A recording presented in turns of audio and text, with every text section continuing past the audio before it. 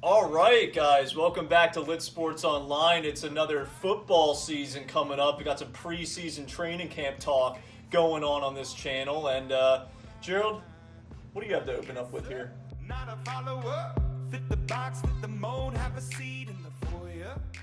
Yeah, right out the gates. I'm wearing the shirt. I might as well talk about it. The Baltimore Ravens. And if you just watched the Hall of Fame game, you know there's probably a little bit of work to be done.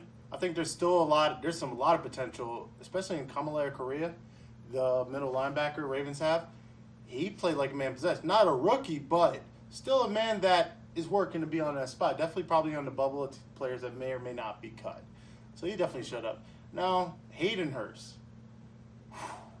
But I've been seeing out of training camp, at least in the videos, and what I saw in the Hall of Fame game, I'm impressed. I think we have yet again solidified another solid tight end. And we're talking about it in a history of guys that include Todd Heap and Dennis Pitta. I mean, this is... shit, you burned a first-round draft pick on him. He better be good. We're getting our money's worth. Going into the next first-round draft pick, everybody was talking about him in the week leading up to it. And, of course, since he's been drafted, kind of put the Ravens back in the media, which is kind of cool. Now I can watch ESPN and see my team being talked about again for something other than losing all the time. But, yeah. Lamar Jackson definitely showed up. I mean, did he have a few mistakes? Yeah. He's playing against a scout team line. I mean, I can make excuses here. He's a rookie. Let's be honest here, Justin. He is a rookie. So, I mean, he's not going to look like Michael Vick or Donovan McNabb. Yes, I just mentioned two scrambling quarterbacks in their prime. He's not going to look like that right out the gate. This is his first game where, again, like I said, he had the world's shittiest line. Oh, my God. But I think in time, he is going to prove to be somebody. And I think this is Joe Flacco's year. I'm going to be real with you. I think this is Joe Flacco's year. And I think Lamar Jackson is going to have a good time sitting behind him. He's probably going to get into some games. But for the most part, I think he's going to sit back and learn.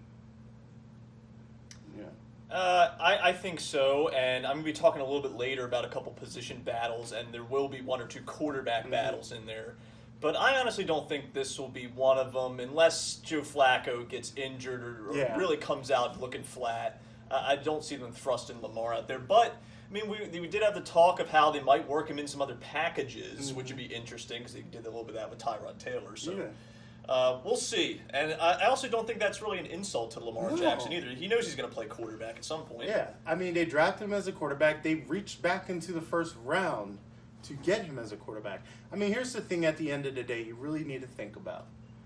Lamar Jackson, of course, we know he's the quarterback of the future, pending that, he really just disciplines himself and continues to grow. I don't think he's worried at all. I don't know if Joe Flacco's worried, though. That's probably who should be worried. But I think from what I've seen in training camp, and again, it is training camp, you're playing each other. We haven't seen Joe Flacco in a game, since the end of last year, the end of last year. But I do think that Joe Flacco does look a hell of a lot better. He's healthy. I don't think RG3 I don't even know if RG3 is going to make the team, honestly. He probably will. They'll somehow probably have some 3-quarterback step. I think Woodrum is gone. I feel bad. He's a good guy. But, I think this is Joe Flacco's team for sure. Well, how many years left on his contract? Is this like his final year, do you know? I want to say it is. When did he get that contract? 2013? That's now 2018? 2019 next year. I think this is either his last or maybe his one more year in his contract. But I definitely think they're looking to, unless Joe Flacco really steps up huge, I think they're going to move on after his contract's done. I think that's kind of the plan they have in place here. But, even if that's the plan, it gives Flacco a solid 1 or 2 years to try and light a fire under his ass and do something and show he can take the team to the playoffs on his own. Like I said, we haven't seen a healthy Flacco in quite some time. So, will he be playing like he did in the Super Bowl season? God, I hope so. I want to go back to the playoffs. We haven't been in 3 years, so it's just a matter of seeing what's going to happen, though. But I don't think there's going to be this drama of Lamar Jackson stealing the light or anything like that. I don't think the Ravens are going to play it like that. If Joe Flacco doesn't show up by week 5, maybe. Yeah, because this is the thing. Like, Joe Flacco if nothing else, can be a good bridge quarterback. Mm-hmm. And it's kind of like the same thing with the Cleveland Browns. When you got Tyrod Taylor there, I see no reason they're going to thrust Baker Mayfield in right away. No, not at all. I'm actually concerned why they even got Baker Mayfield having Tyrod Taylor who can actually play. Honestly, I mean, I like Baker Mayfield. I loved him in college, but I don't even know if he's going to – I don't know what that situation in Cleveland's going to be like, especially with the weapons they built around Tyrod. We talked about this in a couple episodes back. The Browns are a scary team. They're still the Browns, but they're kind of scary. Yeah, the Browns are going to be interesting to watch this year. Was there anything else you want to talk about Ravens-wise as far as like roster bubble, position battles, anything you're like looking for this upcoming season? No, not really. I mean, I think, honestly, the biggest positions right now, I think, is at quarterback and tight end. I mean, we have a lot of tight ends. We have Mark Andrews, who, from what I've seen on tape, he's just as good at receiving. He's a good receiving tight end. I don't know if guys like Max Williams or, you know, some of the other guys that may be hanging on the back end are even going to be there. I mean, Max Williams probably will be at a third-string tight end. Or they may even cut him and get a cheaper guy. I don't know. The O-line looks good, though. Orlando Brand Jr., I think with you, that guy's massive. I watched him up. He just swallows dudes. And I think, honestly, as time goes on, he's going to probably really prove to be a solid, maybe right tackle, probably a left tackle. I think as he grows and gets better, I think he's going to be a left tackle. Well, that but the blind weird side. thing about him is, like, he was rated this high tackle coming out, then, like, his combine was, like, complete shit. And then, like, I think that's why he dropped so far in the draft. But, like, he's such a big dude. I'm kind of surprised, like, he couldn't even bench that much at the combine. I mean, it's the combine. I mean, yeah, those numbers do count to something. But, I mean... You think he just took a day off? Yeah, I mean, let's be honest here. Most of the workouts in the combine are, like, how good can you work out? Oh, I can lift a bunch. Like, okay. But what have you seen on video? He's a good, solid, big-ass tackle. And like I said, I've never been one to really, like, outside of maybe, like, the 40 time or, like, certain drills, but like when it comes to a lot of them, I'm not really like focused on that. I want to see what the kid did in college. I want to see how he carried himself, and that's going to tell me at least somewhat of how he's going to do in the NFL. Not always, but sometimes. Sometimes those guys that don't have the best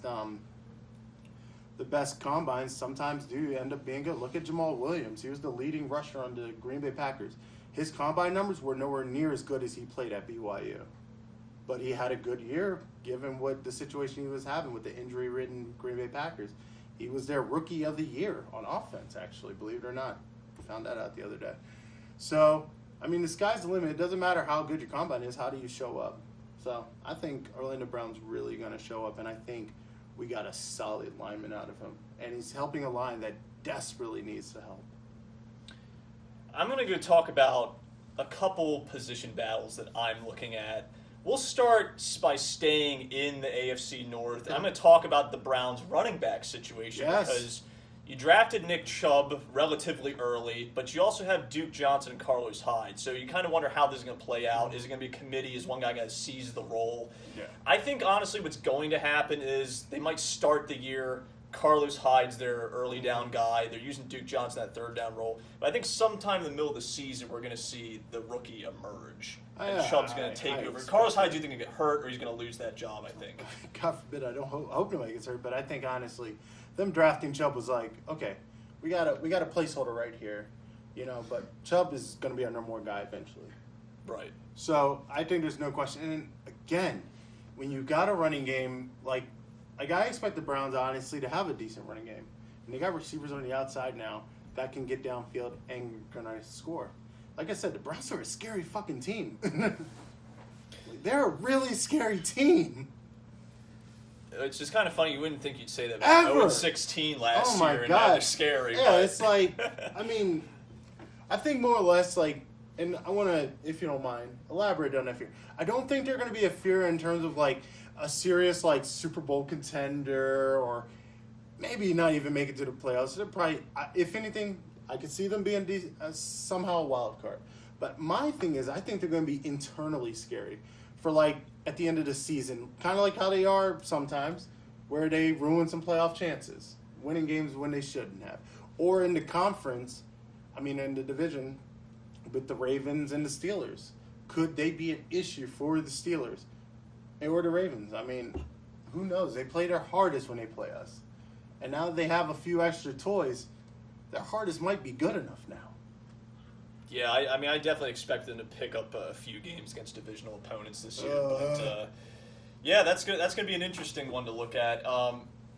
The other one I really want to talk about is the Packers, because they spent 2 early draft picks both on corners. They got Josh Jackson, Jair Alexander, and you look at the Packers depth chart right now online. They've got leading it off with Tramon Williams and Kevin King. Those aren't names that really inspire a ton of confidence to me. So I'm actually looking for these rookies to potentially move up throughout the training camp and preseason and maybe even become starters at some point during the year. I think these 2 guys are really good. It's just a question of, in their rookie years, are they going to crack that starting lineup? I mean, anything's possible. I mean, when you do have weak players ahead of you, I mean, like I said, this preseason is going to be a great preseason, honestly. And I don't say that about preseason really often, but I think these rookies get on the field, they show what they can do. If the coaches aren't confident in their starters, why not? Which can happen to anybody. Look at Bill Belichick in the Super Bowl pulling Malcolm Butler. I mean, it can happen to anybody. I mean, it probably cost him the Super Bowl. So I'm just kidding. Oh, man. But speaking of the Patriots, there is one position battle there that's kind of interesting. Who's going to protect Tom Brady's blind side? Yep. Because they drafted Isaiah Wynn early in their draft. That was one of their first draft picks. And so he's going to go up against a veteran player. Can the rookie emerge on the offensive line in year 1 protecting Tom Brady? It's going to be an interesting one. I think it's going to be an interesting one. And again, you want to protect Tom Brady. Who knows how long he's going to be playing? But the fact of the matter is, he's 40 years old. He's an old man in terms of quarterbacks. I mean, unless you count Brett Favre. And do you trust a rookie protecting that fragile old man's blind side? You're protecting literally the Patriots, 1980 Ferrari. This high-end old car that one little dink is going to bang it up. So, I mean, we don't know what's going to happen. I mean, but you don't – I don't know. Do you trust a rookie to protect probably the most important quarterback in the NFL? Well, that's the thing about Tom Brady. I mean, I'm not going to take anything away from him. He's a Hall of Fame quarterback, but, he has always played with, a great offensive line. Yeah. And that's something that sometimes gets overlooked, that now – after so many years of being in that system, it starts to break down a little bit. You got to replace pieces, and that could cause some trouble. You have to look and see how many times Brady gets sacked this year. Could be a lot. I'm curious to see. I mean, honestly, Brady without a line might mean Brady isn't so good. Don't draft him. But the last things I want to talk about are there's some interesting quarterback position battles. Starting with the Buffalo Bills. I mean, they drafted Josh Allen early. I've already told everyone what I think about Josh Allen, but regardless, he's going to be in that mix to possibly start. And the other 2 guys, A.J. McCarron and Nathan Peterman, I mean, again, if I'm the coach, I'm probably playing McCarron. But it's a battle, man. They got Nathan Peterman actually taking first-team reps in training camp right now alongside McCarron. So don't count out Peterman in this position battle. That shit didn't even make sense last season. Why is Peterman? What is it? What is it? Dude, I mean, here's the thing about rookie, because he was a rookie last year. And sometimes you can excuse away bad play by rookies. Granted, it was a lot of picks. But you got rid of a good quarterback. You literally got rid of Tyrod Taylor, who honestly is the main reason they even got to the playoffs for the first time in God knows how long. But he was the reason, and you got rid of him for what? Peterman? What kind of bullshit is that? Well, and now Allen, but yeah, I mean, if it's me, honestly, I think the Bills are just making some poor decisions right now. Which is nothing new. But yes, this is the 3 guys they have to decide from. Again, if it's me, I'd want McCarron out there. I just feel like he's the best out of the 3 right now. But they're probably going to push to get Allen out there sooner rather than later. He was their early first-round draft pick. I don't think they want to sit him on the bench when the other 2 guys aren't that inspiring themselves. Yeah. I agree. But that's definitely one to watch, because anytime it's a 3-way battle, really interesting. And the Jets also have the same thing going on. Because they drafted Sam Darnold. He was late to camp because of some contract issue. So that's not good. You got your rookie not getting the reps he needs. And now, remember, they brought in Teddy Bridgewater. So you got Teddy Bridgewater, Josh McCown, and the rookie Sam Darnold. I don't know what's going to happen here. I actually am going to take the dark horse to go Bridgewater, the week 1 starter. But I can see that. it's anyone's game when you're talking about 3 quarterbacks in the mix. This could be the resurgence of Teddy Bridgewater. I mean, his time in Minneapolis is done, but here he is in New York. Well, because what's really the point of throwing Josh McCown out there? I mean, you're not going to go to a Super Bowl with Josh McCown. So at least with Teddy Bridgewater, he's kind of been proven. He's flashed some potential. Yep. I think the Vikings maybe got rid of him a little early. Well, let's see what he can do on the Jets, man. I'm actually excited for shit ton for Kirk Cousins. Jesus. God. Either way, they want to get Sam Darnold out there at some point. It's just a question of will it be in year 1 or not. I think he's got a good shot, but if Bridgewater can earn the starting role, play well, maybe he holds him off. I think so. I think this is Teddy Bridgewater's team this year. And saying that, I mean, that doesn't say the Jets are going to be great, but I feel like they're going to be a hell of a lot better than they were last year. The Jets are really good at being mediocre, so. Hell of mediocre. Might win a few important games, but most importantly, they probably won't. Hey. Any given I got them getting their 8 wins. Speak too highly. But no, that's it for our show. Next week we will actually be talking about overall preseason predictions. And, make sure to stay tuned. I mean, this is, again, year 3 of us doing this. I'm super excited. Don't forget to like and subscribe. Don't forget to tune back in. And also, turn the little notification button on down here, the subscribe button. And then check out, see when we post our videos. As for Justin, I'm Gerald. Thanks for watching LitTube. Take care.